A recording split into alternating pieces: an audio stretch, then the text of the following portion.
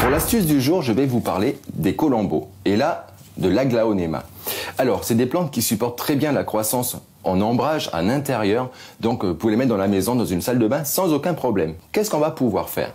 Tout simplement le tailler. On va lui laisser 3-4 cm de tige, on va dire un peu ancienne. Donc, on va couper par exemple ici. Voilà. Qu'est-ce qu'on fait avec ça? Soit dans un vase, ça va raciner, on le met dans la maison, ou alors dans un pot, dans la terre, et il va redémarrer. Alors l'autre partie qui est restée au niveau de notre pot, on va la couper, on va dire 2 cm au-dessus des racines. Et voilà. Qu'est-ce qu'on fait de cette branche-là? On ne va pas la jeter, bien entendu, parce qu'elle va pouvoir refaire des petites feuilles. On va la tronçonner en petits morceaux, on va dire, allez, un peu moins de 10 cm, comme ça, en coupe. Et on va venir poser ces morceaux dans un substrat assez léger, un terreau par exemple, une terre végétale ou alors un peu d'humus.